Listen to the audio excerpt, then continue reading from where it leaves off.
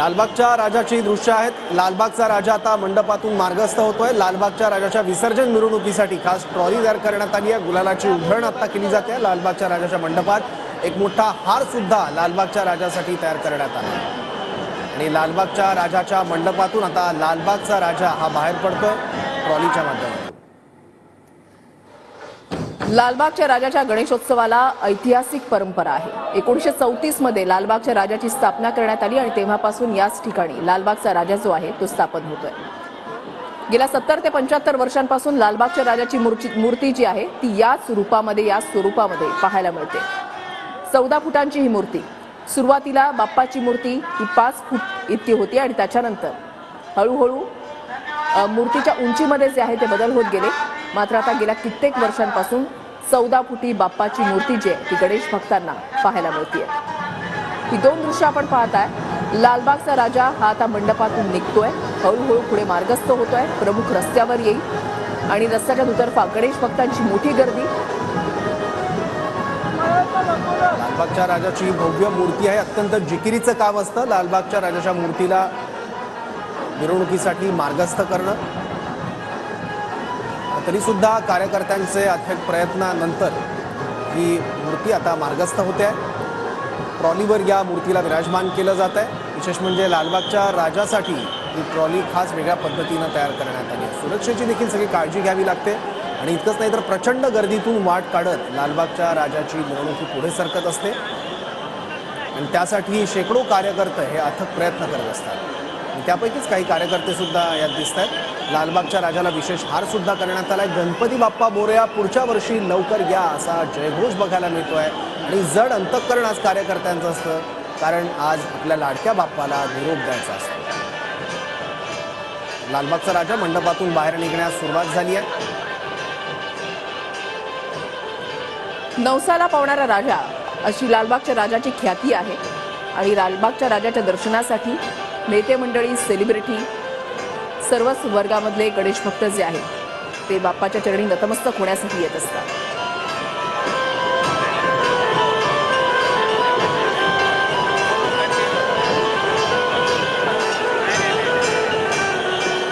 लालबागच्या राजाच्या विसर्जन मिरवणुकीला आता सुरुवात होते आहे। दरबारातून लालबागचा राजा हा आता बाहेर पडतोय। काही वेळापूर्वी लालबागच्या राजाची शेवटची आरती देखील करण्यात आली। त्यानंतर आता मंडपातून लालबागच्या राजाचं प्रस्थान होतं। विशेष पद्धतीचा हार सुद्धा लालबागच्या राजासाठी तयार करण्यात आलाय। ही लालबागच्या राजाची मूर्ती जितकी भव्य आहे, कीर्ती जितकी जास्त आहे, तितकंच कार्यकर्त्यांचं मंडळ देखील मोठं आहे। मोठ्या संख्येने कार्यकर्ते राबत असतात लालबागच्या राजासाठी। याच कार्यकर्त्यांची देखील गर्दी बघायला मिळते। लालबागचा राजा जितका नावाजलेला आहे तितकीच नावाजलेली त्याची विसर्जन मिरवणूक सुद्धा। कारण लालबागचा राजा हा असा एकमेव गणपती आहे ज्याची विसर्जन मिरवणूक ही तासन तास चालत असते।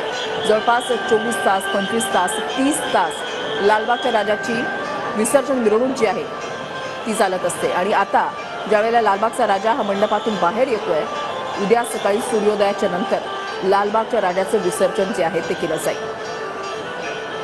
राजाची भव्य मिरवणूक जी आहे ती बँड, त्याच्यानंतर लेझिम, ढोल ताशांच्या जल्लोषामध्ये लालबाग मार्केट इथून निघत असते आणि ही मिरवणूक जी आहे ती लालबाग, भारत माता सिनेमा, त्याच्यानंतर साने गुरुजी मार्ग, भायखळा रेल्वे स्थानक, क्लेअर रोड, नागपाडा, त्याच्यानंतर असं पुढे पुढे जात ओपेरा हाऊस अशा मार्गानं गिरगाव चौपाटी या ठिकाणी पोहोचते।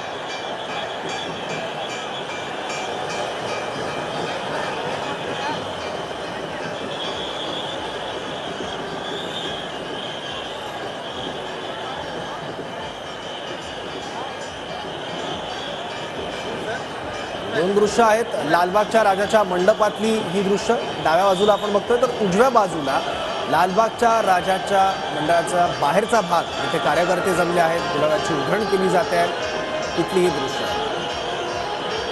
कॅमेरा 1 आणि कॅमेरा 2 या दोन कॅमेऱ्यांनी टिपलेली ही दृश्य TV9 मराठीच्या प्रेक्षकांसाठी। लालबागचा राजा जो आहे तो आता हळूहळू मंडपातून पुढे सरकतोय। कार्यकर्त्यांची लगबग तर आपण पाहतच आहात। मुंबईमधल्या गणेशोत्सवांचं हे वैशिष्ट्यच म्हणावं लागेल की उंचच उंच मूर्ती, मात्र ज्या वेळेला बाप्पाचं आगमन होत असतं आणि बाप्पाला निरोप दिला जातो त्यावेळेला अगदी बारीक बारीक गोष्टींचा विचार जो आहे तो केला जातो। जिकरीचं काम असतं मात्र तरी सुद्धा कार्यकर्ते जे आहेत हे आव्हान जे आहे ते पेलत असतात आणि आपल्या लाडक्या बाप्पाला निरोप देताना कुठलाही अनुचित प्रकार घडू नये याची पुरेपूर खबरदारी जी आहे ती कार्यकर्त्यांकडून घेतली जात असते.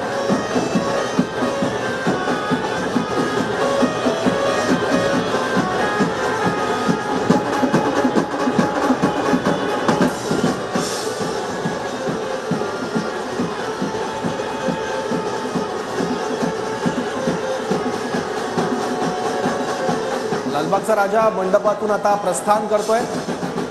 अगदी इंचाच्या अंतराने लालबागच्या राजाचं मार्गक्रमण आता सुरू झालेलं आहे. प्रचंड भव्य दिव्य मूर्ती आहे लालबागच्या राजाची आणि अत्यंत दाटीवाटीचा हा सगळा परिसर आहे. अवतीभोवती मोठ्या संख्येने कार्यकर्ते आणि हजारो लाखोंच्या संख्येने आता भाविक सुद्धा जमतायत लालबागच्या राजाची झलक बघण्यासाठी. त्यामुळे हा खरतर फार खडतर प्रवास असतो विसर्जन मिरवणुकी दरम्यानचा. पण सगळं निर्विघ्नपणे पार पडावं याची काळजी कार्यकर्ते, पोलीस, प्रशासन हे सगळे घेत असतात. त्यामुळे आता लालबागच्या राजाचं प्रस्थान सुरू झालंय. मंडपातून बाहेर निघण्यास सुरुवात झाली. पुतळाबाई जाळ या ठिकाणी लालबागच्या राजाची मूर्ती जी आहे तिची स्थापना होत असते. एकीकडे ही दृश्य पाहताय तर दुसरीकडे आपण पाहताय पुण्यामधली दृश्य. ड्रोनच्या कॅमेऱ्याने टिपलेली ही दृश्य आहेत मुंबई आणि पुणे. लक्ष्मी रोडवरची दृश्य जी आहे ती आपण या ठिकाणी पाहताय. पुण्यामधलं जसजशी वर्ष पुढे सरत जातात तसं आपलं राहणीमान सुद्धा बदलत चाललेलं आहे. छोट्या छोट्या कौलारू घरांची जागा आता टोलेजंग इमारतींनी घेतलेली आहे आणि तेच दृश्य पुण्यामध्ये सुद्धा पाहायला मिळतं. मात्र समान धागा एकच आहे, तो म्हणजे आपली संस्कृती, आपली परंपरा, आपल्या प्रथा जपणं. मुंबई आणि पुणे दोन्ही ठिकाणी गणेशोत्सवाचा जल्लोष जो आहे तो अगदी वेगळाच आहे आणि या ठिकाणचे विसर्जन मिरवणूक पाहण्यासाठी देशाच्याच कानाकोपऱ्यातून नव्हे तर जगाच्या पाठीवरचे गणेश भक्त जे आहेत त्या आवर्जून या दिवसामध्ये आजच्या दिवसासाठी बाप्पाला निरोप देण्यासाठी, बाप्पाच्या दर्शनासाठी मुंबई पुण्यामध्ये येत असतात. ही गणेश भक्तांची गर्दी आपण या ठिकाणी पाहतोय. गणेश भक्तांनी रस्ते जे आहेत ते अक्षरशः फुलून गेलेले आहेत. पुण्यातल्या लक्ष्मी रोड भागातली